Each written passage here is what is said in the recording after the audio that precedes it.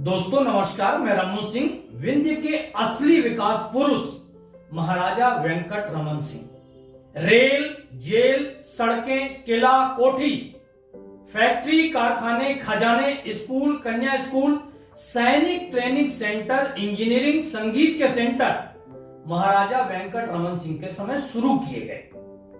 महिला सुरक्षा कानून, बाल विवाह पर प्रतिबंध जैसे कठोर कानून लागू किए गए। वेंकट रमन सिंह 3 वर्ष के थे, पिता का सिर से साया उठ गया। वेंकट रमन सिंह ने 3 विवाह किए। वह जितने उद्दंड थे उतने ही निर्भीक भी थे। महाराजा वेंकट रमन सिंह कुल 36 वर्ष की उम्र ही जी पाए, मगर उनके कार्यों का अवलोकन करें तो उन्होंने 360 वर्षों के कार्य संपन्न किए होंगे। वेंकट रमन सिंह के पिता रघुराज सिंह की तबीयत ज्यादा खराब हुई तो उन्होंने स्वयं राजकाज अंग्रेजों की सरकार को सौंप दिया, जैसे उन्हें पता था कि उनकी मृत्यु होने वाली है। क्योंकि उस समय वेंकट रमन महज 3 वर्ष के थे। अंग्रेज सरकार चाहती थी वेंकट रमन दिल्ली कॉलेज इंदौर में पढ़े, मगर राजमाता ने इसका विरोध किया। इस कारण वेंकट रमन की पढ़ाई सतना में हुई। शायद वेंकट 1 और वेंकट 2 स्कूल उन्हीं के नाम पर सतना में आज भी संचालित हैं। वेंकट रमन सिंह जितना पढ़ने में मन लगाते थे उतना ही उन्हें घुड़सवारी और तैराकी का भी शौक था। वह एक्सरसाइज करने के बहुत शौकीन थे। घोड़े की नंगी पीठ पर बैठकर घंटों घोड़े को दौड़ाना, घुड़सवारी करना कोई अति साहसी व्यक्ति ही ऐसा कर सकता है, यह उनका शौक था। वेंकट रमन सिंह का पहला विवाह डुमरांव के प्रमार वंशी राजा राधिका प्रसाद सिंह की पुत्री शिवराज कुमारी के साथ हुआ। दूसरा विवाह राठौर वंशी महाराणा सज्जन सिंह रतलाम राजा की बहन गुलाब कुमारी के साथ हुआ। तीसरा विवाह एक साधारण परिवार के ठाकुर जनरल बख्श सिंह की बड़ी पुत्री कीरत कुमारी के साथ हुआ। अंग्रेजी सरकार ने राजकीय अधिकारियों से सलाह लेकर राज्य कार्य वेंकट रमन सिंह को सौंप कर जाने लगे। कुछ लोगों ने इसका विरोध भी किया। राजगद्दी पर बैठते ही महाराजा वेंकट रमन सिंह ने 3 राज घोषणाएं की। पहली घोषणा, जिन्होंने राजगद्दी पर बैठने का विरोध किया उनका स्थान रीवा राज्य की सीमा में नहीं होगा, मतलब उन्हें सीमा से निकाल दिया गया। दूसरा, रीवा रियासत की राज्य की भाषा राजभाषा हिंदी होगी। संपूर्ण कोर्ट की कार्रवाइयां हिंदी में होगी। अंग्रेजी और उर्दू में कोई भी कार्रवाई नहीं होगी। जो लोग हिंदी में लिखना पढ़ना नहीं जानते उन्हें 6 माह का समय दिया गया था। यह एक ऐतिहासिक और साहसिक फैसला था। तीसरा, वेंकट रमन सिंह शासक बने, इस बात की पैरवी अंग्रेजी सरकार के सामने करने वाले जनार्दन सिंह चामू, कुंवर विश्वेश्वर सिंह बेला, प्रताप सिंह झगरपुर को राज्य के इलाके दिए जाने की घोषणा की गई। देवरा के रामानुज प्रसाद सिंह को राज्य का दीवान बनाया गया। देवरा के ही बलदेव सिंह को कमांडर इन चीफ पद पर नियुक्त किया गया। महाराजा वेंकट रमन सिंह के कार्यकाल में राज्य में 3 बार अकाल पड़ा। तीनों बार प्रजा को बचाने के लिए खुलकर खजाना खर्च किया गया। 50,000 लोगों को प्रतिदिन भोजन कराए जाने की व्यवस्था तक की गई थी। राजगद्दी संभालने के 7 वर्ष बाद महाराजा वेंकट रमन सिंह दिल्ली दरबार में शामिल हुए।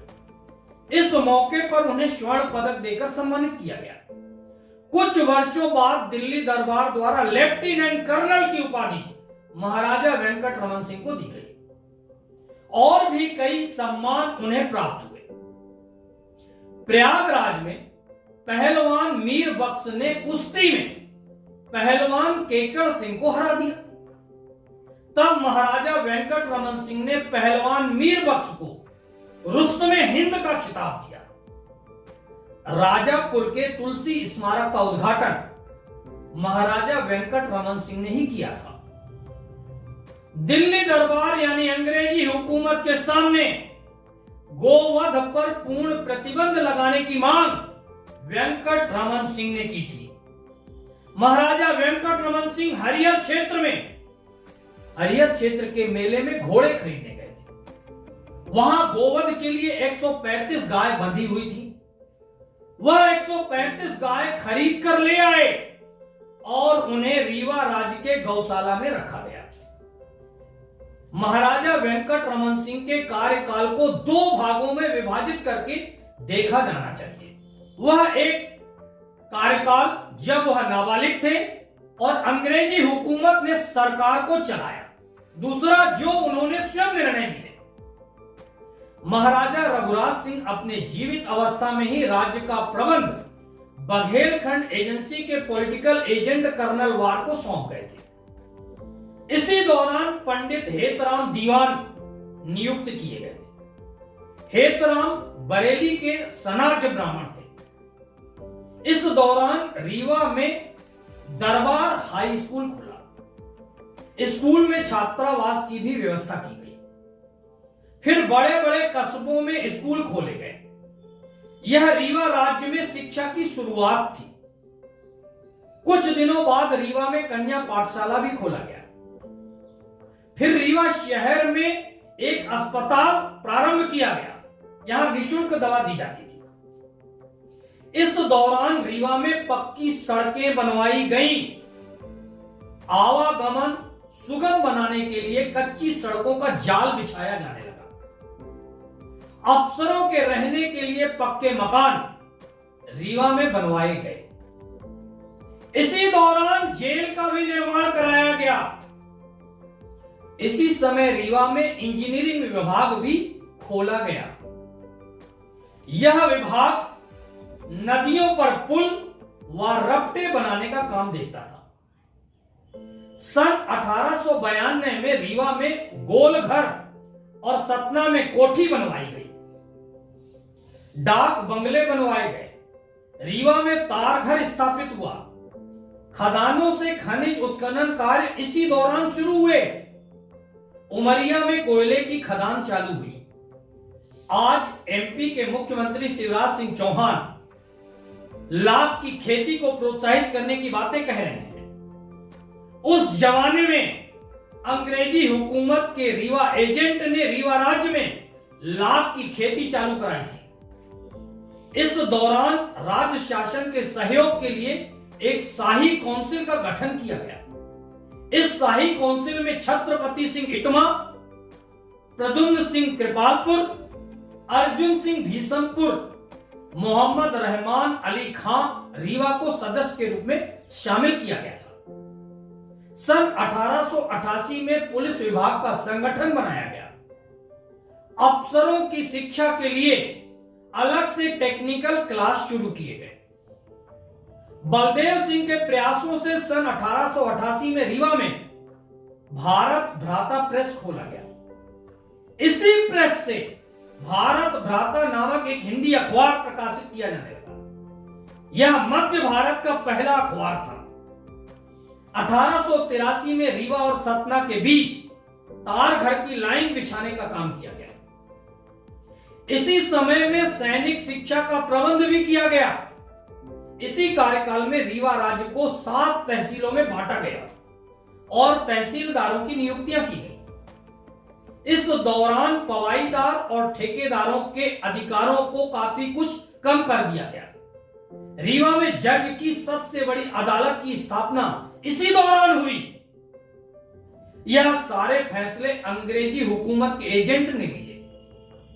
फिर जैसे ही वेंकट रमन सिंह गद्दी पर बैठे, उन्होंने जेल, पुलिस, फौज और माल महकमे में काफी परिवर्तन किए। रीवा को उत्तरी और दक्षिणी 2 जिलों में विभाजित किया। 7 की जगह 10 तहसीलें बनाई गई। जेल में काफी सुधार लाया गया। कैदियों को काम के गुण सिखाए जाने पर जोर दिया गया। जेल में दरियां और कंबल काफी अच्छे बुने जाने लगे। विदेशों में इनकी मांग आने लगी। वेंकट रमन सिंह ने कई नए अस्पताल खुलवाए, कई जगह डाकघर खोले गए। 74 तहसील में अफीम की खेती भी शुरू कराई गई। महुआ से शराब बनाए जाने का प्रबंध भी इसी दौरान किया गया। रेलवे लाइन में सुविधाएं बढ़ाने पर जोर दिया गया। सड़क के बनवाने को काफी महत्व दिया गया। नागपुर से मिर्जापुर जाने वाली सड़क इसी समय बनाने की शुरुआत हुई। इसी समय छुइया घाटी से सड़क बनवाई गई। इसी दौरान पपरा घाट से गोरसरी के लिए सड़क मार्ग बनवाया गया।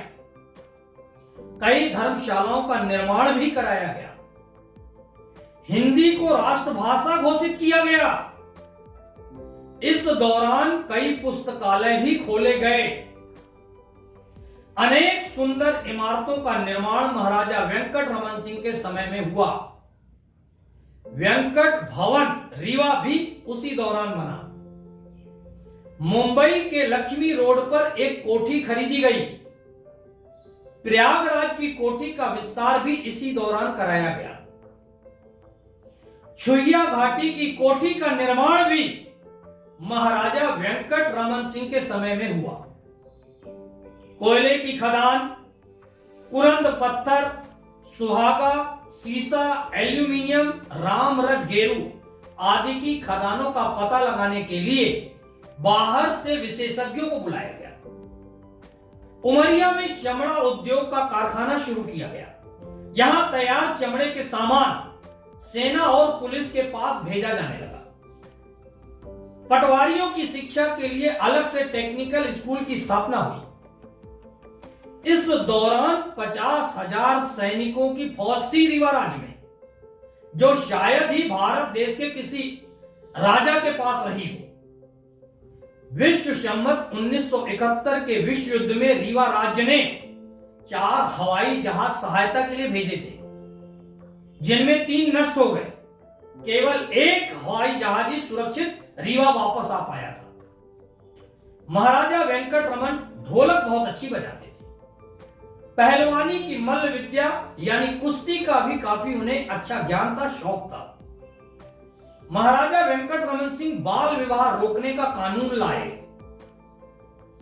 हजारों लोगों के सामने उफनती सोन नदी को पार करके महाराजा वेंकट रमन सिंह ने दिखाया था।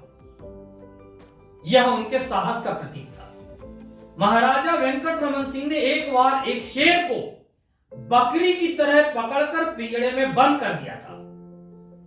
यह संपूर्ण जानकारी मध्य प्रदेश शासन साहित्य परिषद द्वारा प्रकाशित रीवा राज्य का इतिहास से आधारित है।